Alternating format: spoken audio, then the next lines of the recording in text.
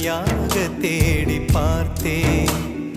கடல் மேல் ஒரு துளி வீழ்ந்ததே, அதை தேடி தேடி பார்த்தேன்.